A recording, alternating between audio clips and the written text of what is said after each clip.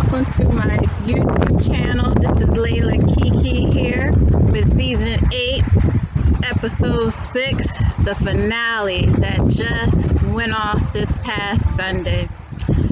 We got a lot to talk about, guys. It was a lot that went on in the last season.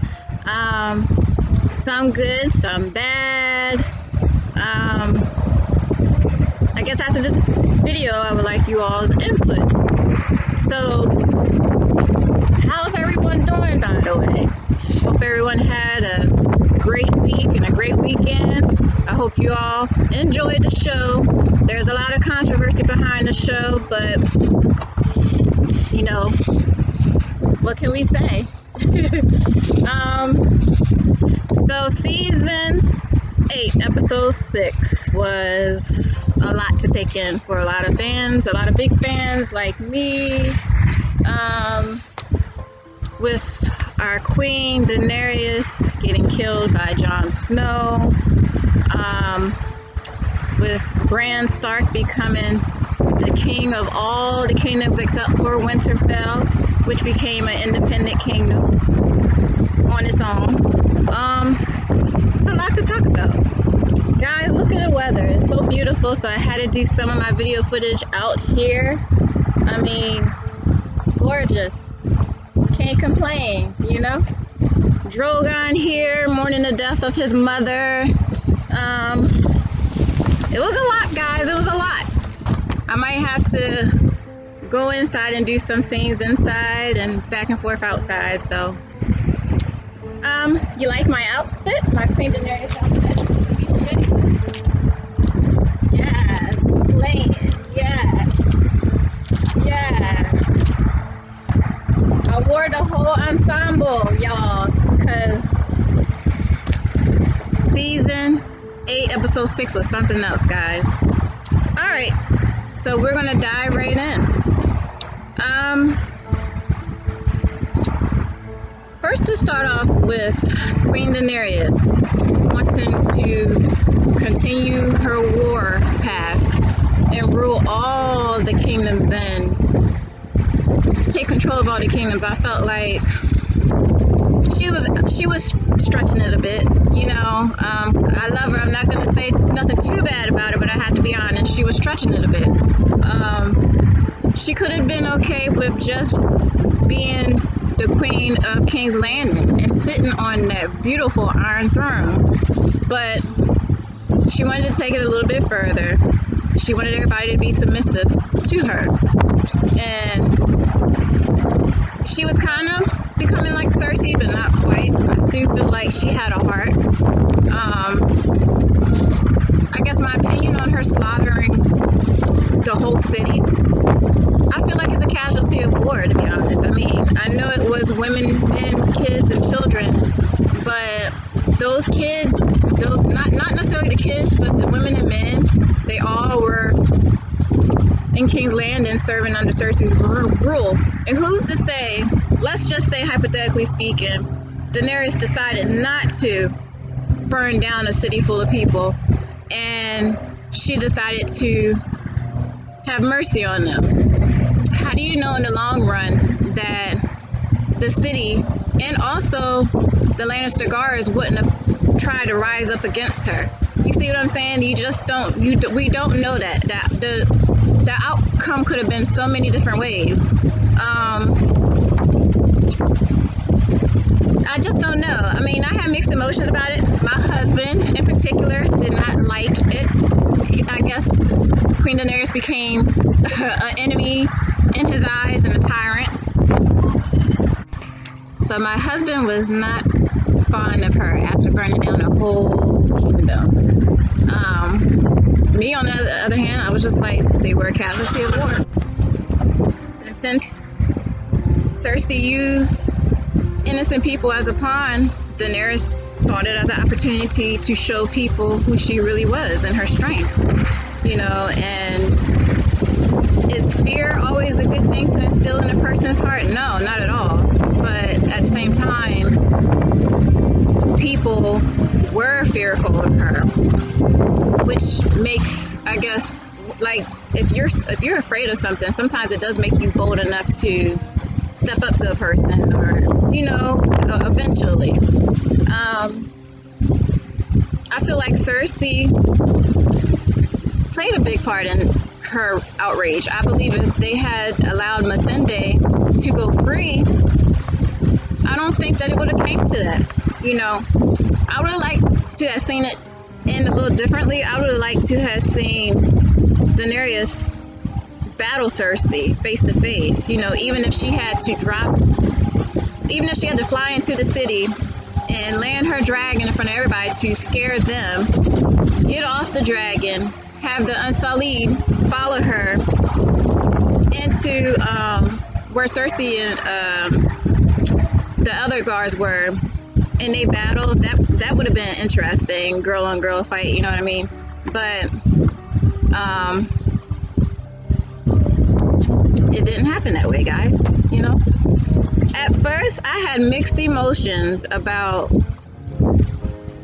Jon killing Queen Daenerys. Like, I was upset with him. I was mad. I was on fire. I was fuming because I was like, Tyrion, after he denounced being a hand to her and walked away and she locked them up and everything, and Jon went to visit Tyrion, their conversation, at first Jon was really like, Queen Daenerys is his queen and he had her back. But then when they said a phrase of, love is the death of duty.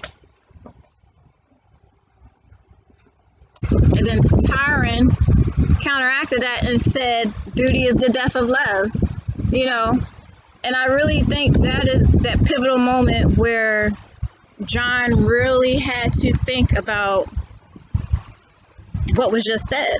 Duty is the death of love. Jon loved Queen Daenerys so much, but he knew that she was turning into something that was not good, that would not be good for the realm. So after having that conversation with Tyrion, and Tyrion mentioned about Sansa, who then told him about who Jon truly was, Jon told his family in confidence. Then Tyrion mentioned about Sansa possibly not bending the knee. That really got to him as well. So I believe that was that pivotal moment when Jon was just like, he had to choose. He had to choose between a realm of innocent people and someone that he truly, truly loved. And unfortunately, he chose to kill our queen, Daenerys. He tried to talk to her. He did. He was, asking if she could show mercy and allow Tyrion to go free. But Queen Daenerys wouldn't let up because she felt like that would be a sign of weakness to her people. And then you give one person mercy, then someone else go and do something that's more treasonous than Tyrion, then it means, do she give this other person mercy too? So it kind of was like she had to balance it out, because it was like, I let one person go free, that means I gotta let a whole lot of other people go free. So she made a decision, and Jon realized at that moment there was no changing her. There was no changing her mind. And seeing Arya, when they escorted Tyrion to the jail cell, and Arya said to Jon, I know a killer when I see one. I believe that got to him as well.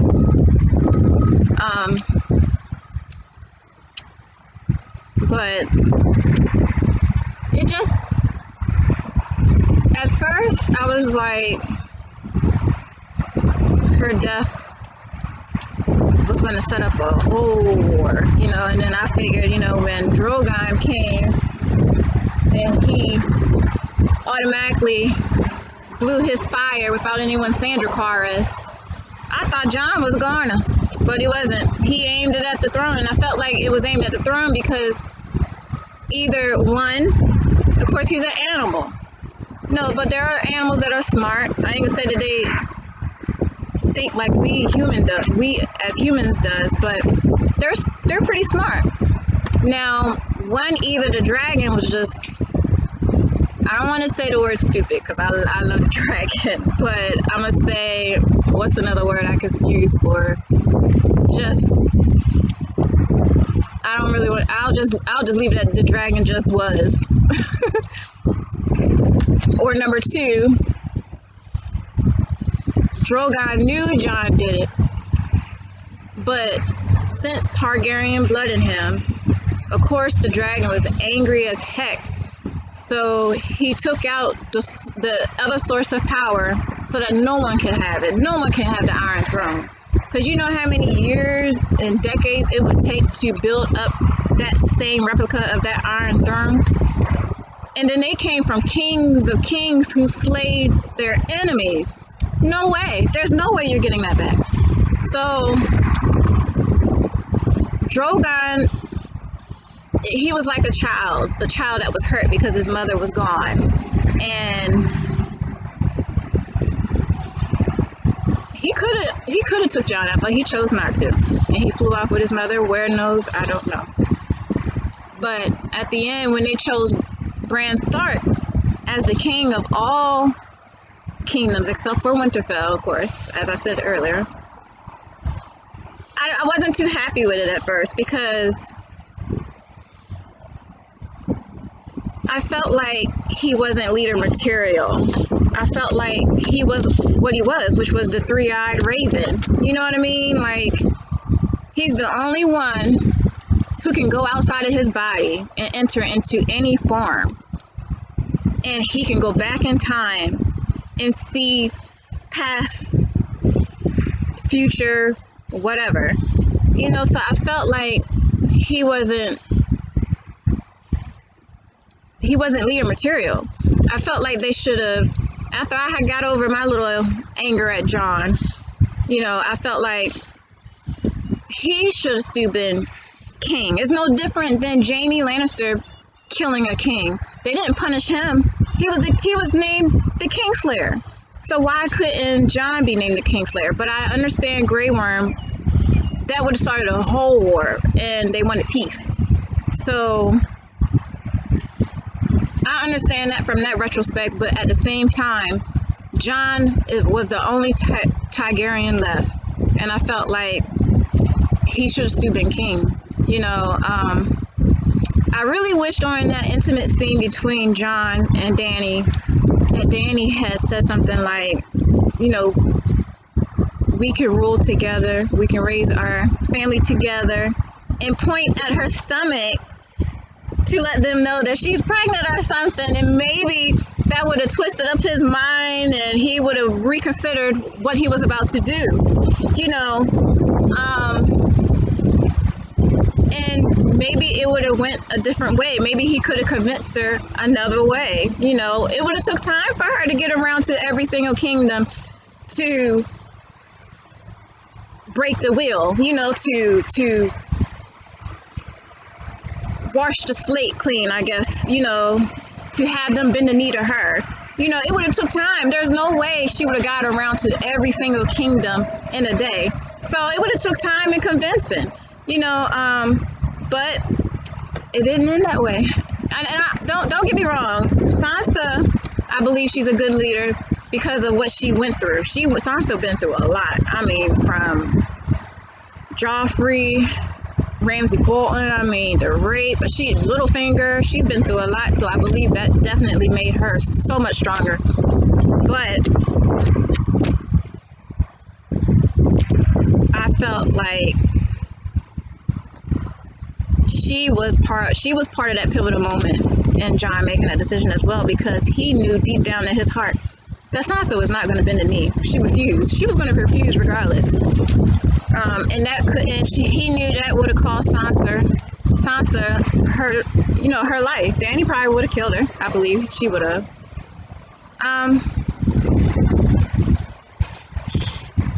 But when I thought about Bran later on, and with all the controversy behind him becoming king, when I thought about it some more, I was like, well, when you look outside of what he really is, I mean, it brings diversity to the show.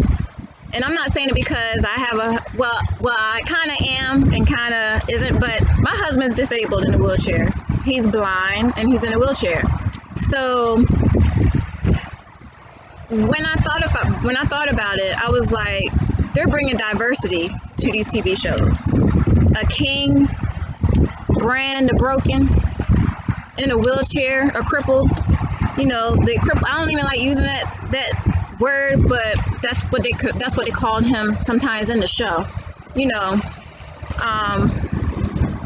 it begs the question: if he had never fell from that tower, would he have ever became king?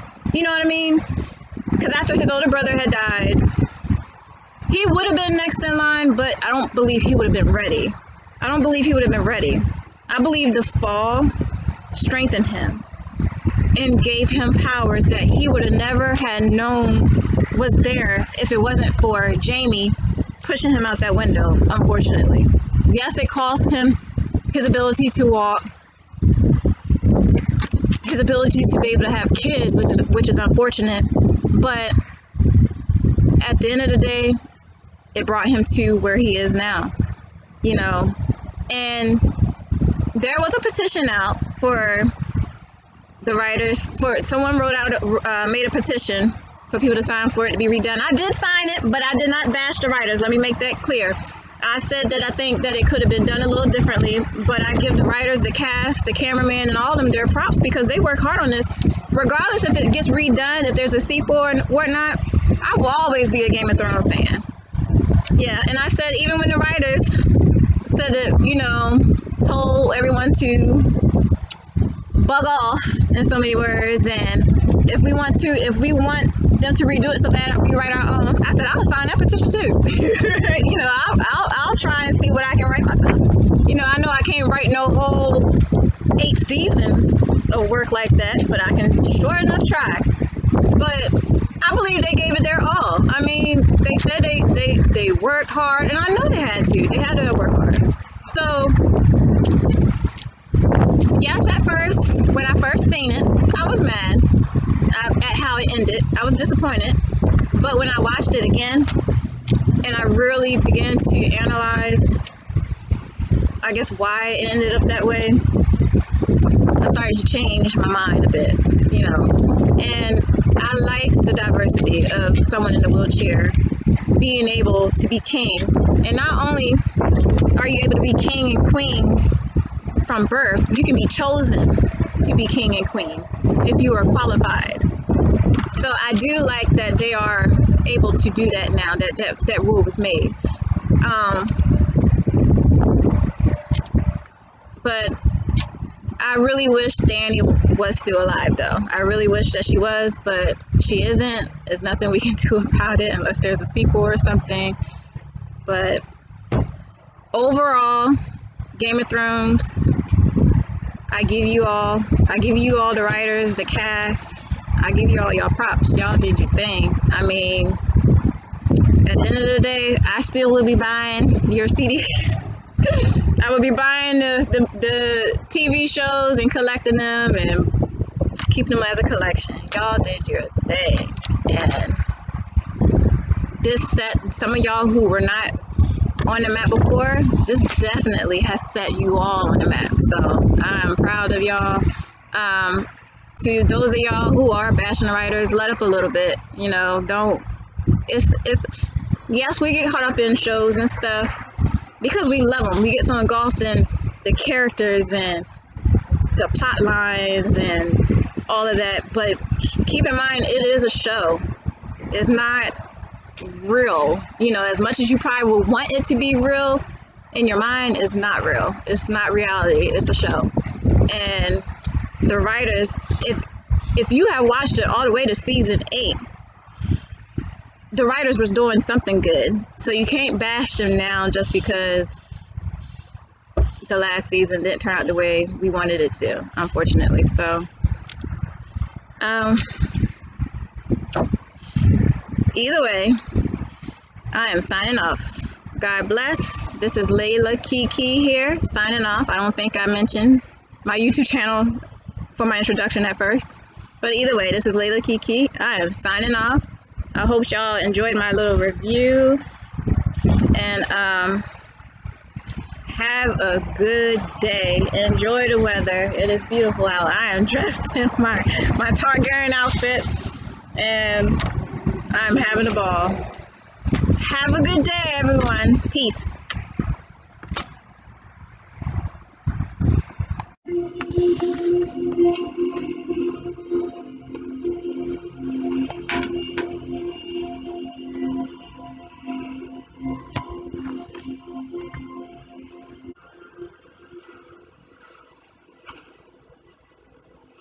When I was a girl, my brother told me it was made with 1,000 swords from Aegon's fallen enemies.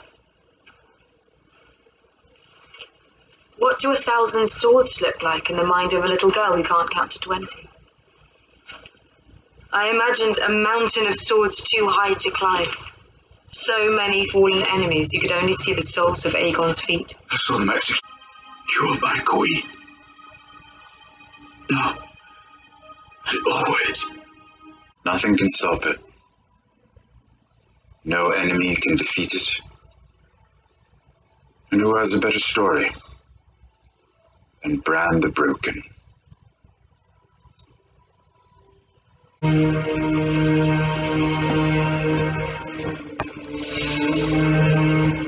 All hail Bran the Broken, first of his name, King of the Andals and the First Men, Lord of the Six Kingdoms, Protector of the Realm.